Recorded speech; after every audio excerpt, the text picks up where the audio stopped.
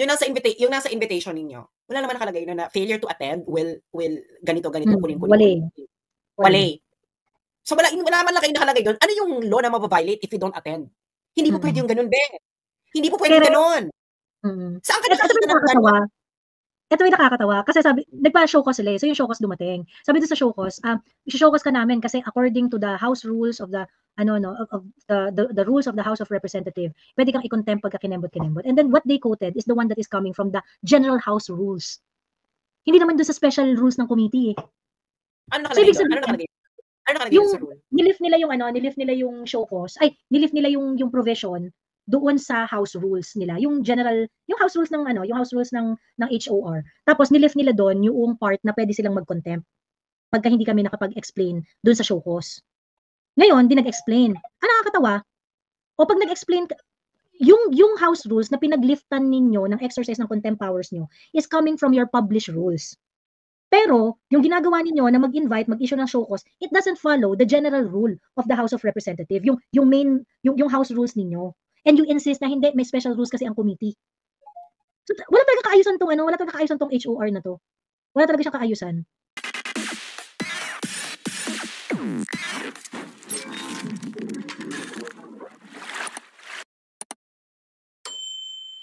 Let's go back to the issue. Anong problema mo sa fake news exactly? Sa misinformation? Kasi yung mga suggestion, mag-create tayo ng Department of Digital Kinembot. Bakla, define mo muna. Ano yung evil na gusto ninyong labanan sa misinformation, sa mga fake news and whatsoever? Ano exactly yung evils na gusto nyong matapos? You have to define that before you suggest an action. Diyos ko. Let's talk about policies, Geraldine Roman. Ito yung suggestion niya, Geraldine Roman. Fake news, cyber harassment, disinformation. Tatanggapin na lang ba natin ito? No, panahon na para gumawa ng aksyon. Kung ikaw tatanungin, pabor ka ba sa paglalatag ng Digital Council of the Philippines? Bakla, ano muna ang problema? Ano muna ang problema? Pag sinabi mong fake news, ano exactly yung gusto mong labanan sa fake news? Ano yung culpability na gusto mong matigil?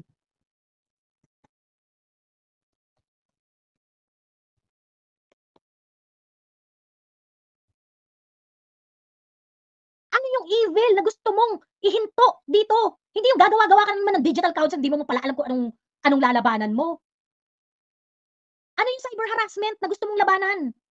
Exactly. Like for example, itong pagkikriticize namin sa'yo, is this cyber harassment? Mag-define muna kayo ano ang fake news. Okay? Ito kasi magtatanga-tanga natin mga legislator. Wala. Sko po. Ano feeling mo? Ang galing-galing mo na dahil Digital Council of the Philippines. Anong gagawin mo dyan? Anong lalabanan mo? Doon sa nakaraan kong live nga, sabi ko, ano ba exactly problema niyo sa fake news? Okay. Fake news kasi ang daming naniniwala. Pag may fake news, ang daming naniniwala. Tapos dahil hindi totoo, maaaring merong nasasaktan na iba. Okay. So may problema tayo sa consumption ng information. So how are you going to fight fake news? Can we really stop fake news? Kaya nyo bang ubusin ng fake news?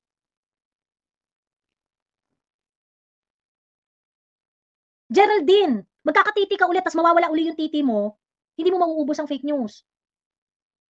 I'm so sorry ha. I just have to demonstrate here kung gaano ka-imposible yung mga iniisip ninyo. What happened to sugar? And fat. For a very, very long time, ang sinisisi sa pagtaba ng mga tao ay fat. Yung pala, it's sugar ang nakakataba. Hindi fat per se. Hindi fatty food per se. And for the longest time, yun ang paniniwalaan ng lahat ng mga tao.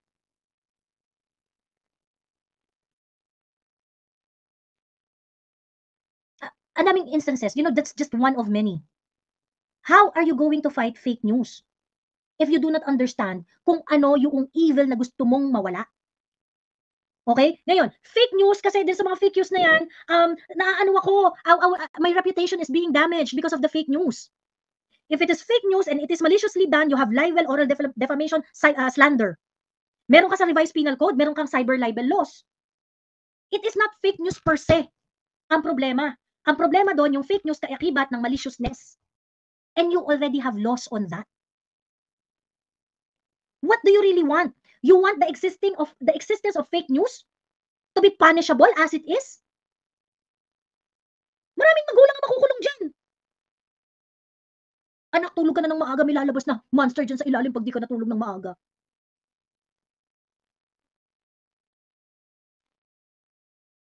Pranksters are going to be put in jail as well for creating false scenario and soliciting reactions.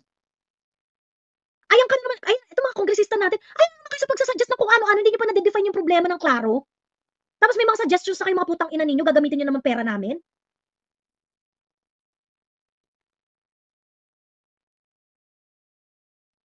Sabi ni Cathy Flores, ang tamang sabihin, just because you were hurt or dahil nasaktan ka sa sinasabi laban sa iyo, it doesn't mean na you were right or tama ka at sila ang mali.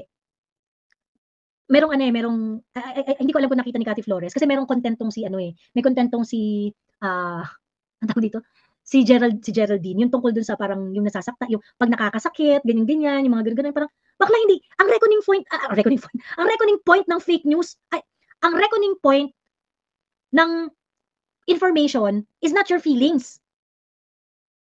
Hindi porket nasaktan ka, fake news na.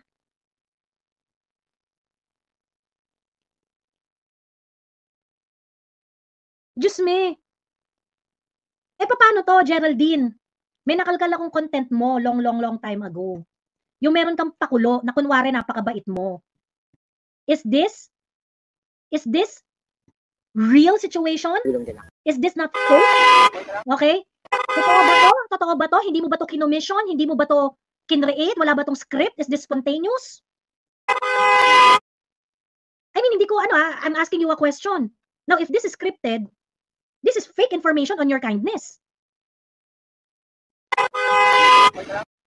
Then this should not be allowed also. Teka, panoorin natin ha. Pasensya na hindi ko mapalaki yung ito full screen. Ayan. Tingnan natin tong skit mo. Sorry. I dropped my face mask. Okay ba kayo, sir? Can I bring you to the hospital? Oh, I think I'm okay. I was just walking, trying to find water. Water, please. Nakabigyan mo siya ng bagong mask. Sorry to bother you. Kumain na ba kayo? Would you help me? I don't have food right now, but I can give you a little cash if you want. Pasensya na, sir. I'm sorry. Pang biyahe po ng Maynila. Tapos, God bless you. no compensation. No. I'm sorry, what's your name? Geraldine Roman, sir. I'm the congresswoman of this area. Actually, I'm shooting a social experiment. Talaga ba, sir? Opo. Wow. No. You've been pranked today. Okay, thank God. Ito ba to? Na mga accomplice kayo, no? Please keep the money. Para makatulong din ako. Thank you for visiting Bataan. I want to thank you. At least na-extra ako. Hello. Ayun. Is that real? Is that a real Is that a real Is that a normal reaction? Hindi ba scripted yan na content? To highlight your kindness? What about that? Prank pala, buti hindi siya sinapak ng guard ni Geraldine. Sabi ni Miss Anthorpe, that's obviously fake. I think so too. So paano yan? Fake yan. I think it's fake. Tangina, kung ako makakita ako ng pulube pagkatapos English speaking, ang una kong tanong, Pilipino ka ba o hindi? Di ba? Are you Filipino, sir? Or Uy, talaga, reaction mo, bigyan ng pera, tsaka, oh, lol! Tapos i-assume mo na ito pera, pauwi pang Manila, ganun. Tapos sa gitna ng rough road. So ano yan? Ano yung mga content na yan? To show your fake kindness. So how are we going to categorize that? Fake news? Diba, Geraldine? It's fake news. Ayun, kasi it's not natural, especially reaction ni girl. Walang emotion, puro memorized na script. Nakakainis yung ganyan, she made us appear na stupid, sabi ni Malu de Mesa. Ayan. Kundi yan scripted, edi sana naitulak na yan ng guard niya at pulube on the kakahuyan yung totoo. Fake kindness, bad news pa. So again, bago ka mag-suggest ng Digital Council of the Philippines, i-define nyo muna exactly ano ang gusto nyong labanan. Kasi sa ngayon, ito ang naiintindihan namin. Ang gusto nyong labanan, DDS vloggers. kalaban dito?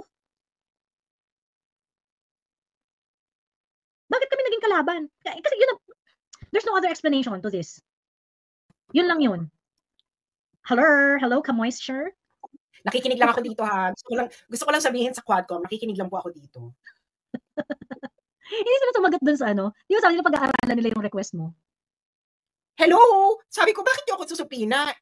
Hindi naman ako nagsabi hindi ako attend. Sinabi ko lang nasa ibang bansa ako. Ano yun? Parang, ha? Sa ibang bansa ako nakatira. O ngayon, ano sila, naloka sila. Di ba sumagot na finally yung committee secretariat. Nag-iintay ko sila ng instruction. Alam nyo, ito lang ha, mga friendships. Ito si Joey may alam to sa batas. No? Nag-aral po ko ng international law. Hindi ako mapaikot-ikot. Alam nyo yon? Hindi ako mapaikot-ikot. Bakit susupina mo ko tapos iko-contempt mo ko? Always remember, you cannot, kung ikaw ang may negligence, hindi mo pwedeng ikaw ang magmaganda. Correct. Aminin mo yan. Hindi ba? Kaya nga, sinasabi ko sa inyo, kung ano man ang gagawin nyo sa akin, from the moment on, wala yung visa kasi kayong may negligence. And ano kayo, hinihintay ko nga kayo eh. Alam mo yan, sabi ko nga, di ba hindi ko nga binabanggit eh, na bakit si ganito, nasa abroad, pinag-zoom meeting nila, di ba habang nag-ano sila, later on na lang, nung sinabi nyo kailangan nyo akong isubpina. Alam mo bakit? Because interrupt your enemy when they're committing a mistake. Correct. Kayo, ang sa batas ninyo, binasa ko yung rules ninyo, di ba pinadala nyo sa akin, binasa ko, ganito pala yan, resource person pala. So your rules is actually a kind of law, di ba? And there must be equal protection of the laws. At kasama din sa equal protection ay procedural fairness. Correct. Kaya mga, kayo naman pala mga legislators kayo. Yung isang nasa abroad, nasa United States, you gave him an opportunity to be in a Zoom, virtual. Bakit ako hindi niyo ako bibigyan? Di meron na dun procedural inequality po. Pwede ba? You cannot arbitrarily determine sino dapat na nasa abroad ang dapat kailangan piliting umuwi at hindi piliting umuwi. Because that is already an arbitrary application of the rule of law. So, ngayon, bakit mo kayo susupina? Kayong may kasalanan yan. Kayong may, di ba, now you realize na this now lends to the accusations against you na pag Duterte aligned ang i-invite nyo. May special rules. May special requirements. You cannot do that. That's not possible. Sinabi yun ni Roger Cheres, nakakaloka. Sinabi yun ni Roger Cheres, kasi sabi may nagtanong sa kanya sa press conference nila nung February 17. Sabi ganun, ano po yung reaction ninyo dun sa sinabi ni Attorney Trixie na base sa inyong house rules sa pag-issue ng subpoena at sa pag-issue ng show cause, it has to be invitation, show cause, subpoena, and then contempt. Pero yung nangyari, yung ginawa ninyo is invitation, show cause, tapos invitation. Tapos ngayon, ang sabi kasi ni Rog, kapag hindi pa raw nagpunta ng Feb 18, isasubpoena na daw. So ang ginawa nila, invitation, show cause, invitation, subpoena. So hindi raw yun naaayon dun sa house rules nila. Sabi ni Rog Gutierrez. Kasi ano naman yan? Depende naman yan sa rules ng committee. Kasi meron ding rules ng committee. Yung rules na sinasabi niya, yun yung general rule. Pero yung rules ng committee, pwede talaga siyang gumawa ng special rules. Bakla pagkagawa ka ng special rules, dapat alam rin namin yun. Kami yung in-invite na yung poke ng ina eh. Diba? Ano yun? Bigla ka na lang, hindi ka po pwedeng, you cannot use, bigla ka na lang bibigla ng special rule at the moment. Di kawawa naman yung i-invite mo. Hindi ka po, you cannot apply a rule arbitrarily. Kaya nga siya rule of law eh. Hindi kung may special rule kayo, hindi na siya rule of law, kundi rule of men. Correct. Kasi, yun? Biglang, hindi. Ngayon gagawa kami ng special rule. Sandali lang, wait ka lang. Hindi ka rin pwedeng gumawa ng batas specifically targeting specific people. Kasi that would violate the equal protection of law. So, the Constitution also is a general rule. But all special rules have to align with will have to yield to the Constitution. So, actually the Constitution is not termed as a general rule, but it is actually the law. So, it is actually the constitutive law of all laws na hindi ka po It is deemed written in all of our laws kasi kailangan align siya doon. Yes, hindi ba kaya nga ang mga batas, di ba meron yang article na if any of these provision has been yung anong tawag dun sa article na yun sa mga batas, yung pag nagpa-repeal clause or something like that na kung ito'y naging parang may unconstitutional, yun yung may yung separation clause. Parang may ganyan. Yun, na dapat yung unconstitutional lang, yun lang yung part na ma-declare para hindi ma-nullify na unconstitutional. Hindi ka po pwede kang basta repealing clause. Oo, actually kahit nga krimen meron kailangan hindi po ang pag criminal act ba ang police pwedeng gumawa ng special rule? Of course. What more sa inyo? Kasi hindi ka po kasi kung gumawa ka ng special rule mo on the spot, tapos sasabihin mo hindi ka pwedeng mag-appeal dito, because you already violating the Constitution. Wala ka ng due process. Sasabihin niyo, ay wala tong due process kasi resource persons naman to, hindi naman to criminal. Mas malala kayo kasi ipapakulong ninyo. You cannot deprive. Nakakatawa nga, yung invitation is, we are inviting you to share your knowledge, experience, kinemot-kinembot. Pagkatapos, pagdating doon, sabi ganun ni tapos sumagot ako. Sagot ko doon sa excuse letter ko na, well, if we're going to talk about Pogo paid vloggers and narco vloggers, I cannot share anything. I have no knowledge about that because I am not paid by I would like to categorically state that I am not paid by any Pogo operators or by any drug lords. Sabi ganun ni Benny Abante, hindi knowledge mo. Ang kailangan namin dito yung mga pinost mo. Iba na yun. Kasi, ganito lang yan, if you're going to give ano ka na ngayon? Kasi ito yung deceptive ka na. Correct, that's prior restraint. Why would you like to control my post? May deceptive ka na kasi iting invitation mo, hindi ba? Hindi ka nga pwede kung may search warrant kang galing sa proper court of law. Tapos nakalagay dito sa search warrant, ito lang ang ang isi-search mo. Pwede ka ba mag-go beyond doon sa search warrant, Joey? Pwede ka ba?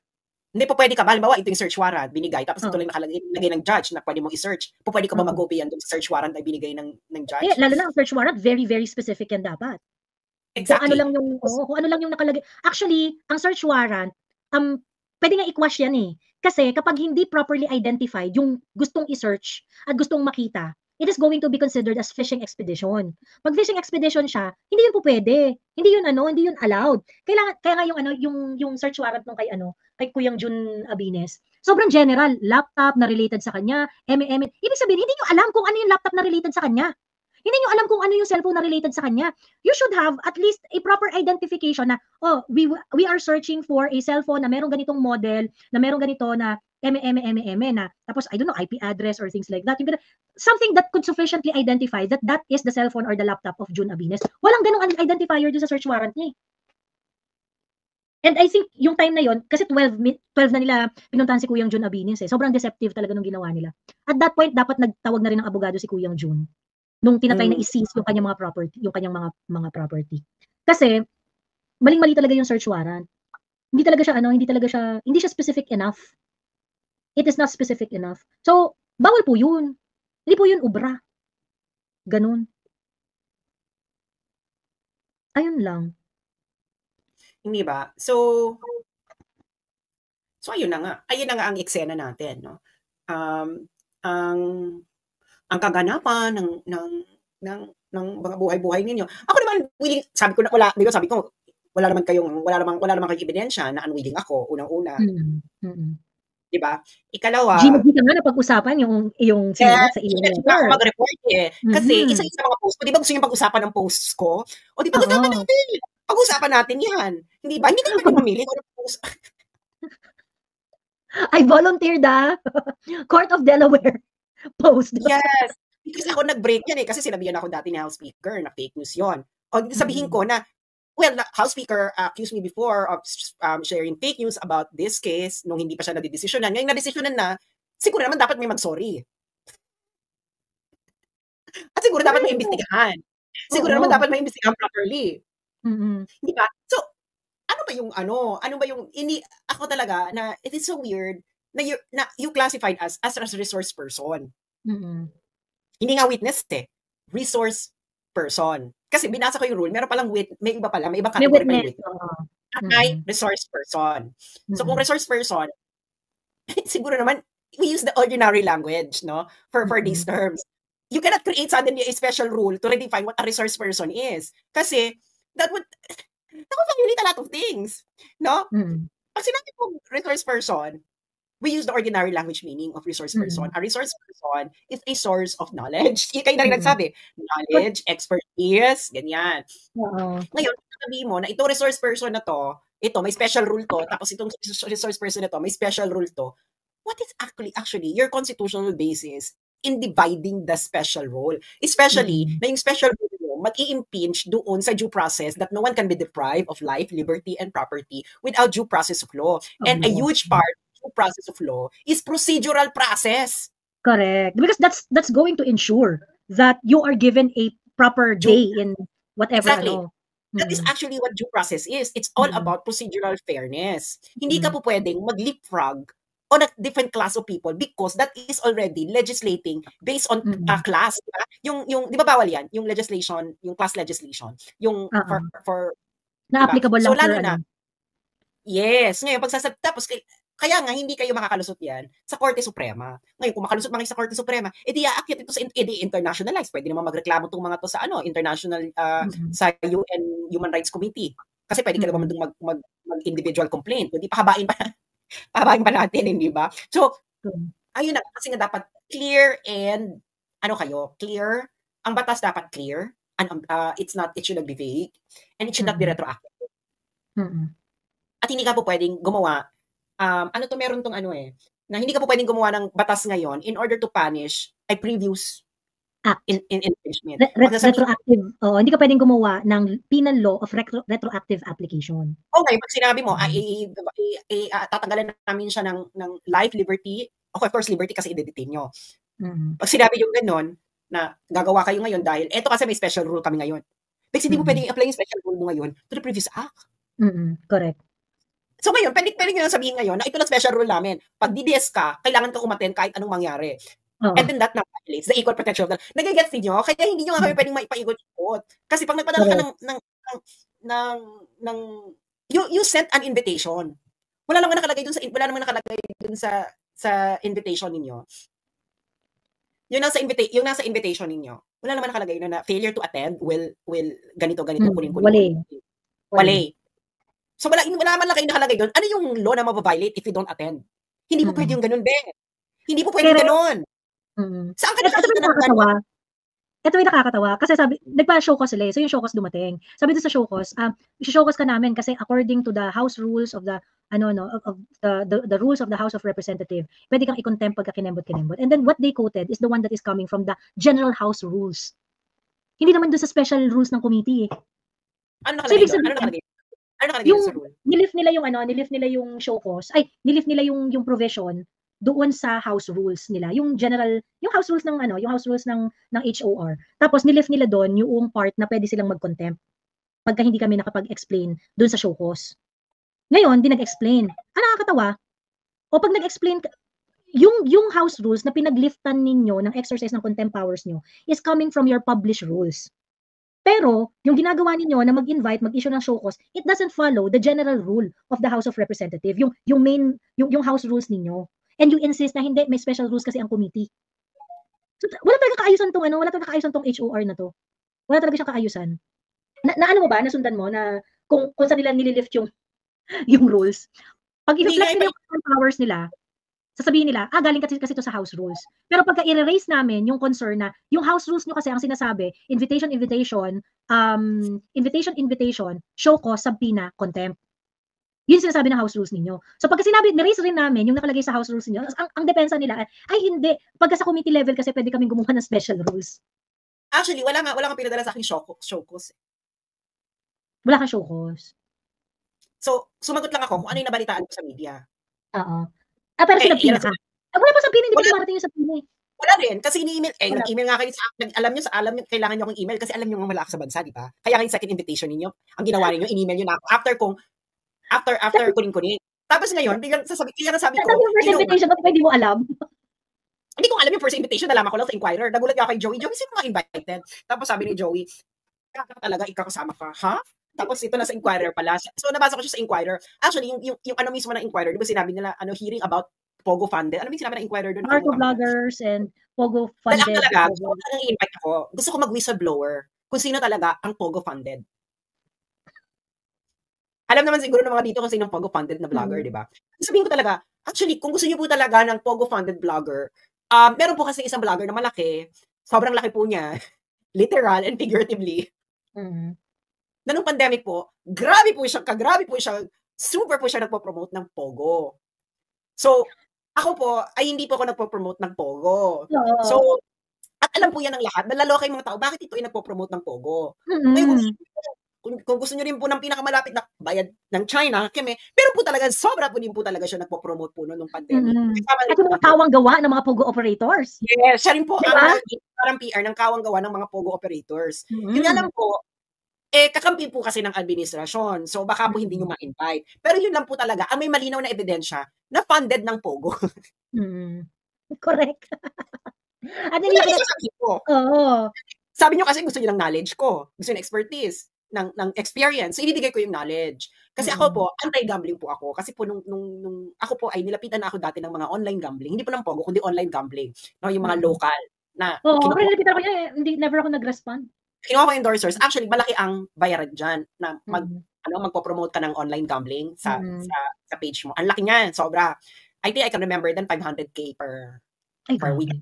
Hindi naman umabot yung ganyan sa akin na offer. 500K per week yung in-offer noon. Sabi ko no, because I am against gambling. And so hindi ayoko mag-promote ng gambling sa page ko because I am against it, 'di ba? So kung against ako, bakit ako magpo-promote just for the money? Parang wag na, pwede naman. Hindi naman ako nagugutom. Hindi naman ako mamamatay kung wala akong ganyang pera. So yun naman ang pamantayan. Kung wala naman akong ganyan, hindi ako mamamatay, dead ma. So tapos yun ang eksena. Pero may kilala po ako na talaga siya po talaga ay confirmed po ito. Confirmed. Dahil confirmed with public postings. Complete with public postings, with Emerald. Meron din po siyang vlog defending Pogo. So, kung gusto nyo po, yung pong imbitahin nyo, kasi hindi po ako yan. Dahil alam po yun ang followers ko, na against ako ng gambling. At kaya yung mga followers ko, wala rin sila nakikita na nagpo-promote ako ng gambling ever. Dahil alam nilang against ako dyan. Wala akong pakialam kung meron akong kakampi na pro-gambling. Those are your non-negotiables, no? Yes, that's what. Ano yan? Ano yung mga non-negotiables? Those are your non-negotiables, gambling and drugs. Yes, ganyan. Hindi ako magpo-promote ng dalawang ganyan. Wala akong pakialam kung kayo ay nagagamble, ha? Just to be clear. Wala akong pakialam kung kayo ay nagagamble, kayo gumagamit ng droga. Bahala kayo sa buhay ninyo. But, you will not see me promoting those two. Okay? You will not see me promoting those two. And even, yung gambling, you will not see me. Actually, kahit nga promoting, kahit kunin ako ng alcoholic beverage, I won't. Ayoko rin. Kahit alak, ayoko rin. Kasi, siguro kung wine. Oo. Yung sana sasabihin ko paano kung wine? Ayun. siguro kung wine, di ba? Negotiable. Basta wine. Di ba? Siguro kung alcohol, meron yung levels. Meron yung levels. Gin, X. Kasi meron akong traumatic experience sa gin. So, no. Maamoy ko lang ang gin, X yan. X ang gin. So, sorry. So, beer, no. Kasi nakakalaki ng tiyan. Hindi ako umiinom masyado ng beer. So, X yan. So, doon na tayo sa good for the heart. Actually, kahit naman yung, at least yung wine naman, di ba, good for the heart. When taken in moderation. So, meron siyang health benefit. Correct. So, ganun lang. Ay, hindi ako nagpo-promote nga ng mga ganyan. May redeeming factor yung wine eh. May redeeming factor yung wine, hindi ba? So, ganun lang eksena.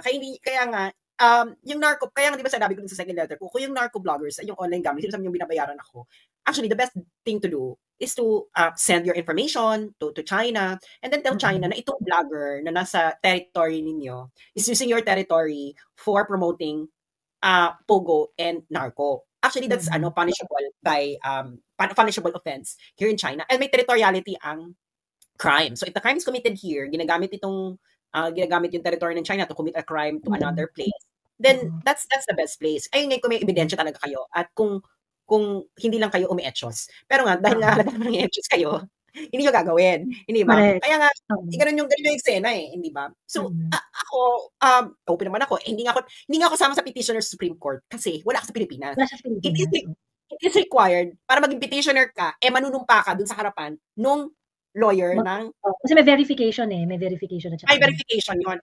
Kung nandun ako, sumama ako sa petition, di naging against yun sa mga petitioner dahil ba't may sinasama kayo na wala namang, yun, that could already lead to, in-etchos nyo kami ganyan. So, ganun lang yung eksena niyan. So, ngayon, ano ba nangyari sa petition sa Supreme Court? Wala pa. Pero, may mga na kami, nag-file na kami ng motion para mag-rule na si Supreme Court, ganyan. And we are adding, kasi syempre kailangan mong i-convince yung court na in danger talaga kami. Pag nagpunta kami doon, ikukulong talaga nila kami. So we also have to submit mga supplemental. Kasi may mga development kasi, like for example, noong February 4 itself, Sinabi na ni Benny Abante na iko-contempt niya ako. Ay, ni Benny Abante na iko-contempt niya na ako. 'Di ba? Excuse letter ko pa lang, sinasabi na agad ni Benny Abante na contemptible, ikukulong niya na ako. So, talagang gusto niya ako ikulong yung Benny Abante. My God, si Benny Abante ha, mukhang mananalo pa yan sa Manila, patalo niyo na yan. Ayun, pagkatapos, si Attorney Trixie, letter pa lang niya ang nakarating sa kanila, gusto na nilang ipa-disbar. 'Di ba? Tapos si Papi Mark Lopez, 2 linya pa lang nung kanyang letter ang nababasa nila. Ay, hindi. Ano na yan? Show cause na yan. Hindi ba na nabasa yung buong explanation? Nag-decide na ang mga bakla. 'Di ba? Nakakaloka sila. And of course, there are so many statements that they had, that they already uttered na piniprejudge na nila yung mga hindi umattend doon sa kanilang, hearing. So, bakit pa kami pupunta doon, 'di ba? Pinrejudge na kami. Pinrejudge na kami pagkatapos. Go. Ayun. So, pinrejudge na nga kami. So, I mean, 'di ba parang your intention, at klaro naman ito, base sa mga statements nila Ace Barbers, Benny Abante, at Dan Fernandez outside the House of Representatives. Klaro yung mga statement ninyo na ang layunin ninyo ay ipahiya kami, dikdikin kami diyan sa House of Representatives, at pag pumalag kami sa pangdidikdik nyo sa amin, ikukulong nyo kami. Ngayon, buti ba sana kung i-assure nyo na pagka kinulong nyo ako, diyan lang ako sa House of Representatives nakakulong. Kaso hindi, dadalhin nyo ako sa correctional. Dadalhin niyo ako sa women's correctional, dadalhin niyo ako doon sa correctional, doon sa kulungan na kung saan kinukulong yung mga taong may criminal cases. 'Di ba? Can you assure na pag kunwari kinontempt niyo ako, diyan lang ako sa HOR facility? Hindi rin naman. 'Di ba? So yun, si Tio po hindi kasali. Kasali si Tio, meron siyang kasama siya sa mga nagpetition kasi kasama rin siya sa in-identify nung prior ng Feb 4 hearing. Ganun. Kasi parang yung notices yata nila kay Tio hindi nakakarating kasi hindi nila alam yung address. Ayun. True, mape-Percy lapid kayo niyan, sabi ni Jumelski Mendez. Sabi ni Aldin Kalika, Joey, bugbog sarado sa mura mo ang mga walang hiya. Doon nga sige na.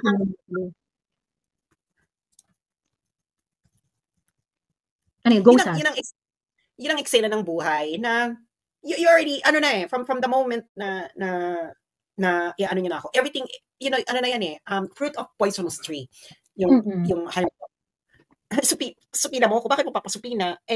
Alam mo nasa ibang bansa ako, you should have, ikaw nag-invite. Kung sino ang nag-invite, ang gagawa ng effort. Alam mo naman yung in-invite, yung gagawa pa ng effort, di ba kayo may gusto sa akin? Hindi kayo gumawa ng effort, gumawa kayo ng di ba? So, ganun lang yan. Kaya nga ako, sabi ko nga, well, kung iti-take nila to sa extreme, tapos sasabihin nila China, i-deport niyo yan, sabihin sa akin ng China, o umalis ka na, I will comply. Ay, hindi pupunta ka, hindi kulong niyo ako, di ikulong niyo ako. Kung ikulong niyo ako, o di ikulong niyo ako, baka ako pa maging reyna ng city jail. Alam mo yan. Ikaw na ang bagong bulaklak. Ako, sisiguraduhin ko, pag ako ay nangyari yan, sisiguraduhin ko, jojowain ko lahat ng gang leaders. Ikaw magiging first lady, no? Girl, quadruple. Ilan ba ang gang dito? Sino ba ang gang leaders dito? Ikaw, kuya, 1, 2, 3, 4. O, gangbang na tayo. Ganon. Kaya mo yan. Diba? Just actually ako, na-feel ko nga na because they weren't able to embarrass yung mga DDS vloggers, yung mga Duterte aligned vloggers, dahil hindi nila na-embarrass. Ang next dyan, trump up charges. Yan yung susunod dyan, trump up charges na yan. So, ayun. So, well, tingnan natin kung hanggang saan until dumating yung breaking point sa mga Pilipino. Tuloy nyo lang hanggang if that's what it takes para magkaroon ng breaking point sa public outcry. Hindi tuloy na yan. Actually, they're not pulling the brakes. Ang ginagawa kasi nila, always upping the ante. So they think na ang strategy kasi nila is shock and awe. They are following the strategy of the US. Alam mo 'yon na itodo pa natin ganyan. Actually, it will not last kasi may mga following to mga ini-invite niyo eh. Hindi ito. Ang journalist, halimbawa, ang journalist, di ba? Ang journalist, wala mang following yan. Ang kalaban nyo lang talaga dyan, yung network, yung oligarch. Yung mga vloggers, ang follow niyan tao. So parang kalaban mo niyan, parang congressman na may constituents yan. Correct. Especially, for example, for someone that they have, they try to take down several times. Di ba, ikaw, binura nila yung For the Motherland mo. Iniwan ka ba ng mga followers mo? Hindi naman. Same story doon sa akin. Of course, syempre, mas maliit yung following ko and whatnot, ganyan. But I have been taken down several times. Ngayon, yun kasi hindi nila naiintindihan. Yung mga Duterte vloggers, yung mga Duterte-aligned content creator na many of them tinitake down ninyo o inaano ninyo, naka-build na kami ng platform na kung saan meron kaming steady na audience na pinakikinggan, nakikipagkwentuhan, nakikipag-usap, nakikipagtalastasan sa amin. Yun yung wala kayo. You do not have that kasi walang naniniwala sa inyo. Walang naniniwala sa inyo. 'Di ba? Teka lang, bisitahin natin ang page ni Ace Barbers. Ayan. Ace Barbers. Na meron 28,000 followers sa social media. Ito yung last na ano ni Barbers, 5.2 reacts.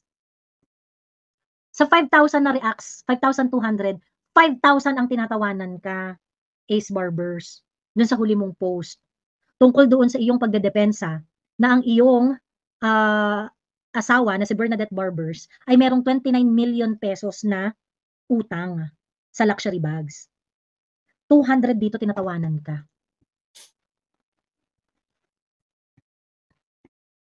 Asan yung mga constituents mo makikipagbardago lang para sa'yo? Wala. Diba? Wala. Ayun. Anyway, so yun nga no, pagka pinatay niyo yung boses namin, pag pinatay niyo yung boses namin, tingin niyo yung mga followers namin hindi magsasalita. Kaya nga nila kami pina-follow kasi nakakapagsalita sila sa amin. So tingin niyo pag pinatahimik niyo kami, yung mga followers namin hindi na magsasalita, ganon? So wrong. Hindi ko alam kung anong iniisip ninyo sa buhay at feeling ninyo mapapatahimik niyo kami. Kaya sa totoo lang hindi ako ang talaga, ang pinakamasakit sa ulo na gagawin nitong mga to. Hindi naman yan sa HOR, yung sa HOR cheni-cheni lang yan eh. Cheni-cheni lang talaga. Yung parang lang sila, yung sino unang kukurap. Ganon. So pag nagpakita ka ng takot, hindi makikipagplastikan ka dyan sa mga representatives na yan. Yun yung gusto nilang mangyari. Yung gusto nila, pagdating mo doon, maamukan tupa para na-impose yung power nila. Para mapakita sa lahat, tingnan ninyo. Yun yung strategy ni Benny Abante eh.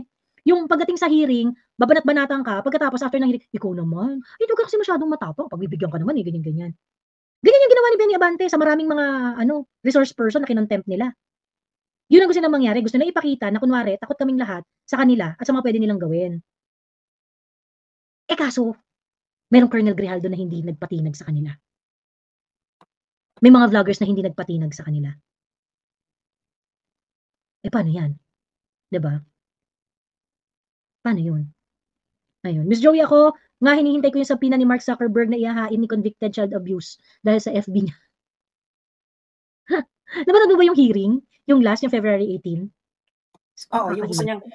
Alam mo, ganito, Castro, I actually sympathize with you because we experienced the same fate. Di ba yung report siya for impersonation? Ganun din ang ginawa doon sa For the Motherland ko. It was actually attack for impersonation. And I have actually evidence of that. Now, bakit pag ikaw ang naganon oppression? Bakit pag iba hindi? O di ano ka rin? Sa inyo? Virgin Mary si Franz Castro. All white siya eh, di ba? Yung parang talagang kala mo, all white talaga na pagkakarapatan niya ang niyari, talagang kailangan dapat lahat tayo magluksa. Ganon.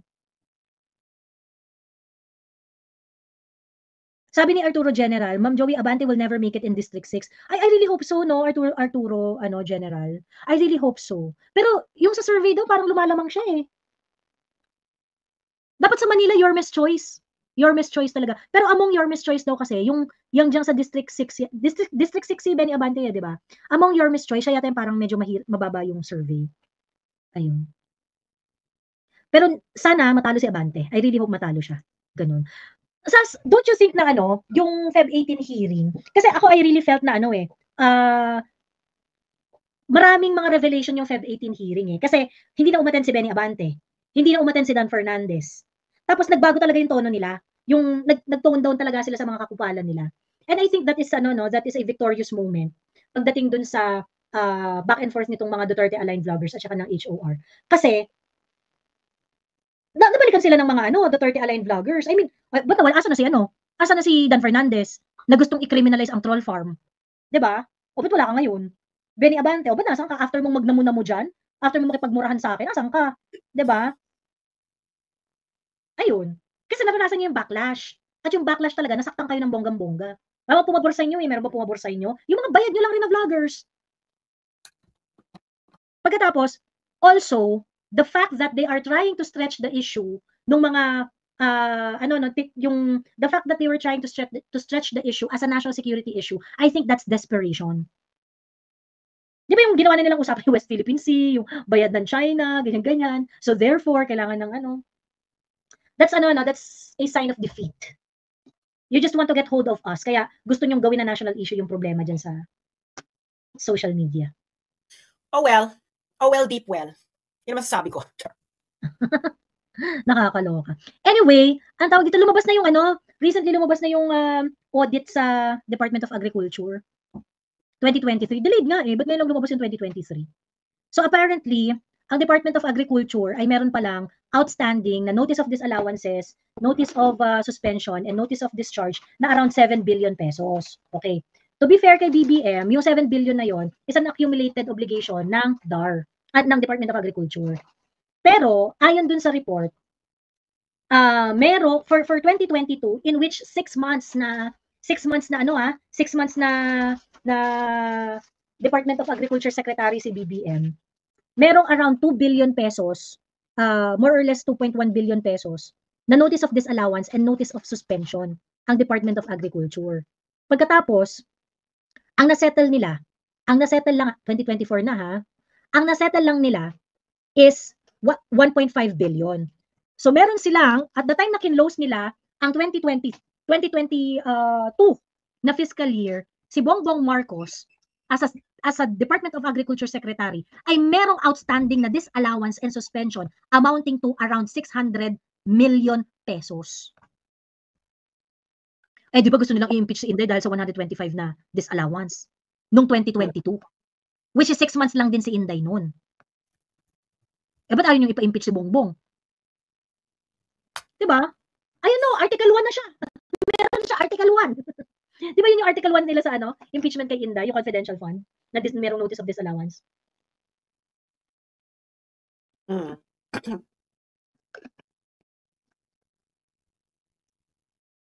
Ayun.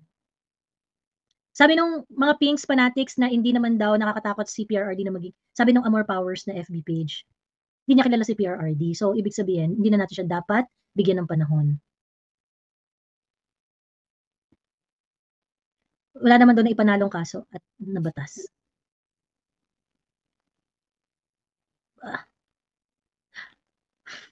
Mayroon pansinin? Kung wala namang lalim yung argument? O paano yan? BBM may outstanding notice of disallowance at notice of suspension, more than 500 M, sabi ni Fernando Guevara. O, nakakaloka. Teka, i-pull up ko. Dito tayo sa, ayan. COA. Okay. Papakita ko sa inyo para kwentas claras tayo dito. Annual Audit Report.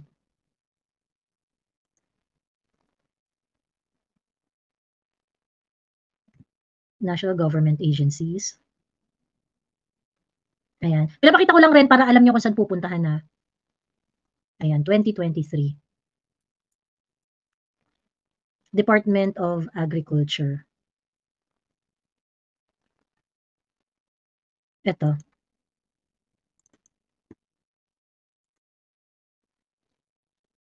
Ayan.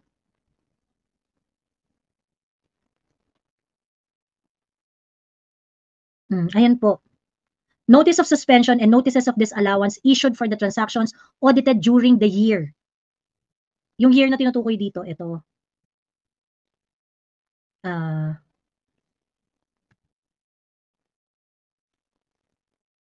Asa na ba yan? Usually nakalagay dito yun yung period.